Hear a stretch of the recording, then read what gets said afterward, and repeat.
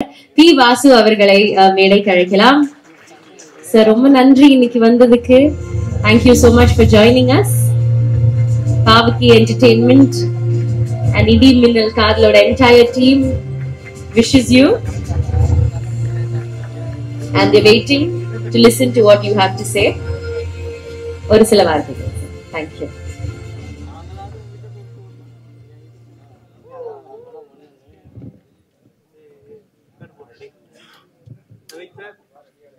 எங்களுடைய கதையில நாங்க ஹீரோவை தேடி போவோம்.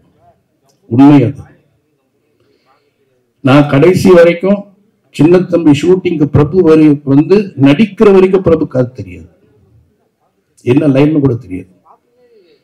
அதே மாதிரி சத்யராஜ் சார் கிட்ட வந்து ஒரு போலீஸ் ஆபீசர் அப்படின்னு அவரு சில விஷயங்கள் கேட்பாரு. அந்த கேட்டவொடனே அது இப்படி இருந்தா நல்லா இருக்குமா அப்படின்னா அவர் மட்டும் கொஞ்சம் கதைக்குள்ள டிஸ்கஸ் பண்றக்கூடிய அளவுக்கு வருவாரு. ரஜினி சார் அதே மாதிரிதான். ஒன்ஸ் ரஜினி சார் கதை கேட்டுட்டாருன்னா அவர் குழந்தை தான், டைரக்டர் தான். டைரக்டர் என்ன சொல்றாரோ அதை செய்வாரு. அப்படி ஒரு அற்புதமான நடிகர்களோட நாங்கெல்லாம் வந்து பயணிச்சது எங்களுக்கெல்லாம் ஒரு பெரிய பாக்கியம் நான் நினைக்கிறேன். அந்த மாதிரி ஆர்டிஸ்டோடலாம் நாங்கள் ட்ராவல் பண்ணது. ஏன்னா விஜயகாந்த் வந்து கிட்டத்தட்ட ஒரு பாதி டைரக்டர், அவர் ஒரு பெரிய டெக்னீஷியன். ஆனால் ஒரு நாள் கூட என்கிட்ட அவர் எதுவுமே கேட்டதில்லை. என்ன சொல்லுங்க செய்கிறேன் அப்படின்னு போவார். ஏன்னா அவ்வளோ கான்ஃபிடென்ட் இருந்தது. அந்த மாதிரி ஒரு டைரக்டர்ஸ் ஆக்டிஸ்டோட நாங்கெல்லாம் வந்து வந்தது நினைக்கும் பொழுது I think we are gifted for it. But now I am very happy. ஏன்னா நான் முதல் படம் பன்னீர் புஷ்பங்களை அப்படியே பாலாஜி பேசும்போது நினைச்சிட்டு இருந்தேன். அன்னைக்கு இப்படிதான். எங்களுக்கு பணம் எங்கேருந்து வருதுன்னு தெரியாது, யார் கொடுக்குறான்னு தெரியாது, எப்படி அந்த படம் எடுத்தோன்னு தெரியாது. ஏன்னா அந்த படம் நான் டைரக்ட் பண்ணும்போது எனக்கு 24 வயசு. எங்க அப்பா என்ன படத்துக்கு டைரக்ஷனுக்கு வரவே கூடாதுன்னு, வேண்டவே வேண்டாம், டைரக்ஷனுக்கு நான் வர்றேன், ஆக்டராக வரணும்னு ஆசைப்பட்டேன், அதனால் வேண்டவே வேண்டாம். ஏன்னா நான் எம்ஜிஆர் என்டிஆர் மாதிரி ஒரு மிகப்பெரிய நடிகர்களோட ரொம்ப மரியாதையை என் காலத்தை தள்ளிட்டேன். இங்கே அது எனக்கு தெரியல எப்படி உனக்குன்னு. ஏன்னா சம்பளம் வரும் தெரியாது, நிரந்தர சம்பளம் கிடையாது, இது எப்போ ஆரம்பிக்குன்னு தெரியாது, எப்போ முடியும்னு தெரியாது. இன்னைக்கு ஆரம்பிச்சு நாளைக்கே முடியும். அது மாதிரி ஒரு இண்டஸ்ட்ரி வேண்டவே வேண்டான்னாரு. இருந்தாலும் நான் ஒரு தைரியமா இல்லை நான் இங்கே தான் வருவேன் அப்படின்ற ஒரு நம்பிக்கையில் வந்த பன்னீர் புஷ்பங்கள் ஸ்ரீதர் சாரோட ஒரு 2-3 படம் ஒர்க் பண்ணேன். அப்புறம் பன்னீர் புஷ்பங்கள் படம் கங்கை அமரன்னா அந்த படத்துக்கு வந்து எல்லா விதமான முயற்சியும் செஞ்சு என்னென்னமோ பண்ணி எப்படி அந்த படம் எடுத்தோம் எப்படி முடிச்சோன்னு தெரியாது. ஒரு 21 டேஸில் அந்த படத்தை நாங்கள் முடிச்சிட்டோம். அப்பெல்லாம் நாங்கள் வந்து இந்த மாதிரிலாம் எங்களுக்கெல்லாம் உண்மையிலே தெரியாது.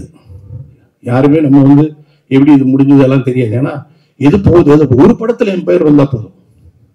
பன்னீர் புஷ்பங்கள், பாரதி வாசு அப்படின்னு நாங்கள் 2 பேரும், என்னை பொறுத்த வரைக்கும் ஒரு படத்தில் என் பேர் வந்துச்சுப்பா போதும்பா, எல்லாருக்கிட்டையும் சொல்லிக்கலாம் இந்த படம் நான் டைரக்ட் பண்ணிட்டேன்.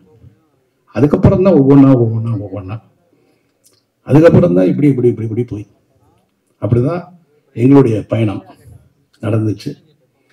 அதே மாதிரி பாலாஜிக்கு அந்த விஷயம் இருக்கு. அதுக்காக தான் என்னை பற்றி அந்த விஷயத்த சொன்னேன்.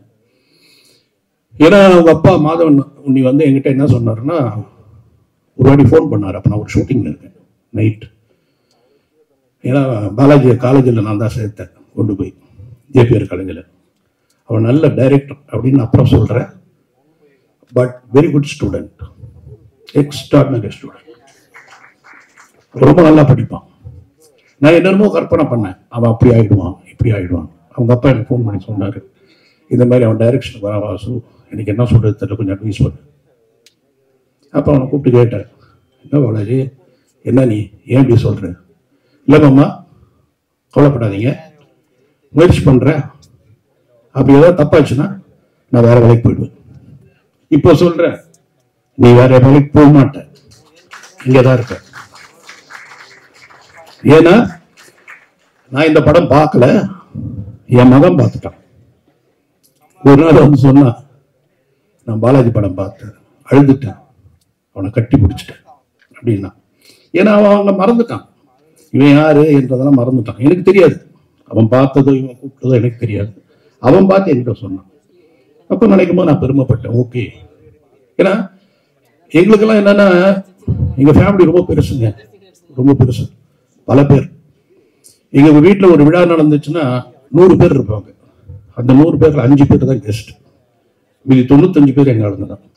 அவ்வளவு பெரிய குடும்பம் எங்க குடும்பம். அந்த மாதிரி ஒரு குடும்பத்துல ஒரு கூட்டத்துக்குள்ளே எங்கேயோ ஒரு நிமிஷத்துல ஹலோ அப்படின்னு சொல்ற பாலாஜி தான் நான் பார்த்திருக்கேன்.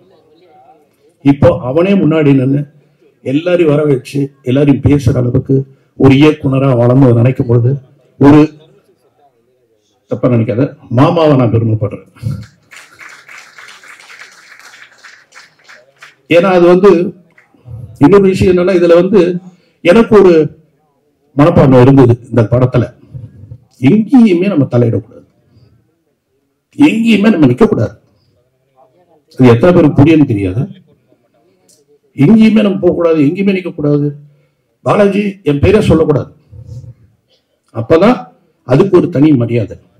இங்க வேற வழியில இப்ப சொல்லிதான் ஆகணும். இதுவரை அவன் சொன்னதில்லை எங்கேயுமே, இந்த படத்தை பொறுத்த வரைக்கும் எங்கேயுமே சொன்னதில்லை. வாசு இந்த படத்தை என்ன பண்ணாரு? ஒண்ணுமே பண்ணல. அதுதான் வேணும், அதுதான் அவனுடைய வெற்றி. சோ அதுக்காகவே நான் வந்து என்ன பண்ணுவேன், தூரத்துல இருந்தே கேட்பேன் என்ன நடந்துச்சு. எங்க அண்ணன் கிட்ட வந்து பேசிட்டு நான் கேட்க மாட்டேன். ஏன்னா எனக்கு அதை ஃபாலோ பண்ணிட்டே இருப்பேன். என்ன பண்றேன் தெரியும் எனக்கு. ஆனா இதானு அவன் கடைசியில ஒரு நாள் தான் சொன்னான், எப்படி இதெல்லாம் எடுத்தாங்க, எப்படி எல்லாம் பண்ணோம், எப்படி இது நடந்துச்சு அப்படின்னு சொன்னான். சொல்லும் பொழுது நான் ரொம்ப ஆச்சரியப்பட்டேன். ஏன்னா ஒருவேளை இப்ப என்னை பொறுத்த வரைக்கும் என் தங்கச்சி அப்படிதான். அவ எங்கேயுமே வாசுவோட தங்கச்சின்னு சொன்னதே கிடையாது, ஒரு இடத்துல கூட சொன்னது கிடையாது. ஒரு நாள் ஹாஸ்பிட்டல் அட்மிட் ஆயிருந்தா, அந்த ஹாஸ்பிட்டலுக்கு நான் போறேன். அப்போ அவ சொல்றா, இப்ப என்ன தப்பா சொல்லாத, ஏன்னா நான் யாருக்கிட்டையுமே சொல்லல உன்னை நான் என் அண்ணன்னு. ஆனா நீ வந்து ஒரு மேக்சின்ல நம்ம ஃபேமிலியை பத்தி எழுதிட்ட. அவ நீ வாப்பா தான் கூப்பிடுவேன், நம்ம ஃபேமிலியை பத்தி எழுதிட்ட, அந்த ஃபேமிலியில என்னை பத்தி சொல்லிட்ட. இனிமே யாராவது வந்து என்ன சான்ஸ் கேட்டாங்கன்னா நான் வீட்டுக்கு வந்து கேட்பேன், நீ கொடுத்துதான் ஆகணும். என் பேரை சொல்லாமலே இருந்தவதான் என் தங்கச்சி. அது மாதிரிதான் அவளுடைய மகனும் என் பேரே சொல்லலை எதையுமே. அதனால நீங்க பார்க்கும்போது பாருங்க, நீங்களா யோசிச்சிருப்பீங்க, என்னடா குடும்பம்ன்ற மாமாவை காணுமேன்னு. அது என் தங்கச்சி, அவ இப்ப இல்லை. அது நான் அதுக்கு மேல நான் எதுவும் சொல்ல விரும்பல. ஸோ அந்த மாதிரி ஒரு நிலை எங்க குடும்பத்தில் இருக்கு. ஸோ இங்க வந்து நான் பார்க்கும்பொழுது ஒவ்வொன்றும் ரொம்ப ரசிச்சுக்கிட்டு இருந்தேன். உதயகுமார் சொன்ன மாதிரி ஒரு 2.5 மணி நேரம் இந்த ஃபங்க்ஷன் நடந்திருந்தாலும் போனதே தெரியல. அப்படின்றது காரணம் இங்க இருக்கிறவங்க பேசினது தான். அதே மாதிரி ஜெகன் வந்து இங்க மேலே ஏறும்போது நான் தெரிஞ்சிச்சு அவர் ரஜினி சாரோட ரசிகராக தான் இருப்பாருன்னு. கண்டிப்பா சார் பார்த்தாரு அவங்க இந்த ட்ரெஸ்ல, கண்டிப்பா இதை காட்டின நீங்க அவருக்கு. ஏன்னா ஃபர்ஸ்ட் நான் வந்து அப்படி கிட்ட வரும்போது என்னடா ஒரு ஸ்கர்ட் போட்டு நிற்கிறாரோ அப்படின்னு ஒரு சின்ன டவுட் இருந்தது. அதுக்கப்புறம் மேலே ஏறும்போது அது ஒரு ஸ்டைல் இருந்தது, யார் டிசைன் பண்ணான்னு தெரியல. ஸோ அவருடைய அந்த getup is very nice. Good. எங்கேயா இருந்தாலும் நம்ம தனியாக தெரியணும், பேச்சில் மட்டும் இல்லை லுக்லையும் அப்படின்றது உங்களுக்கு இருக்குன்றத நான் இப்போ தெரிஞ்சுக்கிட்டேன். And is a very close. நம்ம என் கூட ஒர்க் பண்ணல, பட் இருந்தால் கூட அவர் பேசும்போது என்னமோ ரொம்ப பழக்கம் ஏற்பட்ட மாதிரி அவருடைய அந்த பேசுகிற தன்மை எல்லாமே ரொம்ப நல்லா இருக்கும். அதுதான் முக்கியம். ஒருத்தரை நம்ம விரும்பணும், பேசணும்னு விரும்பணும்.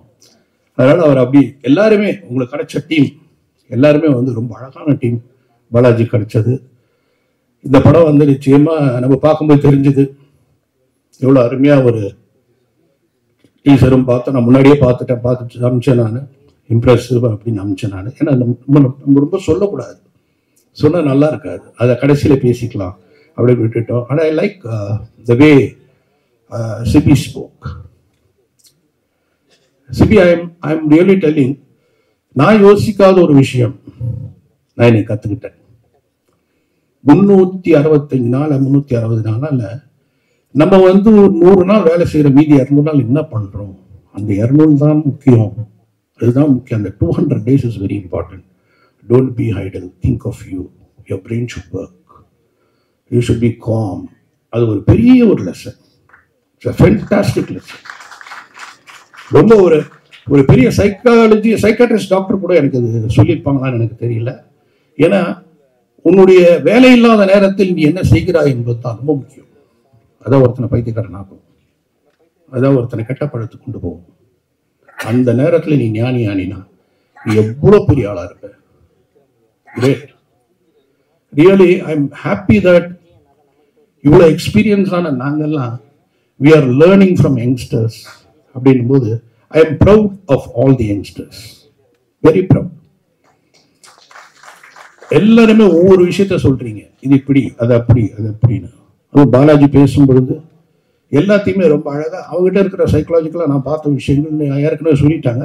சிரிச்சுக்கிட்டே தான் கஷ்டத்தை சொல்லிட்டே போயிட்டு இருந்தான். அவனுக்கு பல கஷ்டங்கள் இருக்கு, இந்த கஷ்டம் மட்டும் கிடையாது, இன்னும் நிறைய கஷ்டங்கள்லாம் இருக்கு. அதனால சொல்ல முடியாது, எங்களுக்கெல்லாம் தெரியும். அப்படி ஒரு கேரக்டர் அவன். அதனால தான் நான் முதலே சொல்லிட்டேன் உங்களுக்கு, இனிமேல் அவன் வேற எங்கேயும் போக வேண்டாம், இந்த சினிமாவில் தான் இருப்பான் நிச்சயமா. ஏன்னா ஒரு நல்ல பாதையில் வந்தான். அவன் பண்ண புத்திசாலித்தனம் என்கிட்ட சேரல. ஏன்னா என்கிட்ட சேர்ந்துருந்தா வாசுவோட மாமான்றதான் தான் அவனுக்கு படம் கொடுத்தாங்க. அவங்க மாமா டைரக்டர், அதனால படம் கொடுத்தாங்கன்னு சொல்லியிருக்கலாம். இருந்தாலும் he was very intelligent. No, he was very sure that I should not go to them. But he came and told me, I am going and joining Michigan. Good. கரெக்டாக போகிற பண்ணு. எல்லாத்தையும் சொல்லுவார், ஆரம்பம் எல்லாத்தையுமே சொல்லுவார். அதே மாதிரி அந்த மாதவனோட ஒர்க் பண்ணது எனக்கு தெரியாது. நான் வெரி ஹாப்பி ஃபார் இட். ஐ சா ஆஃப்டர் சீங் தட் ஃபிலிமில் இவருடைய இதை பார்த்தேன் நான்.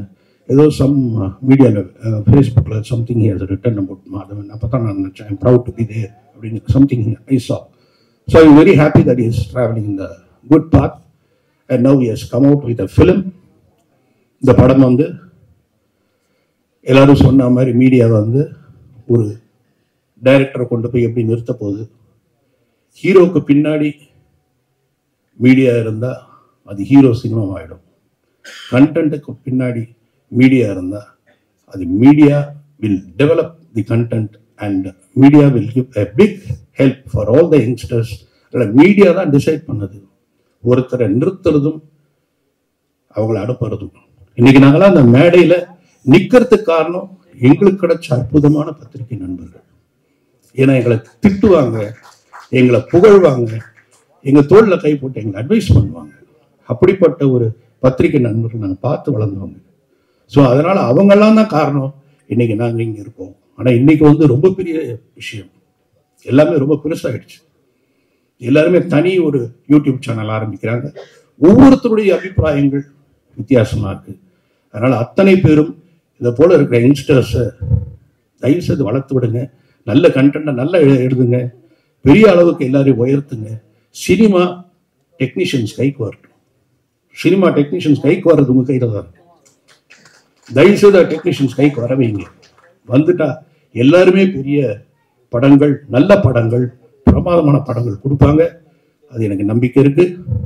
இடி மின்னல் அதில் ஏற்பட்ட காதல் மிகப்பெரிய வசூல் மழையாக பெய்ய வேண்டும் என்று நான் வாழ்த்தி விடைபெறுகிறேன்.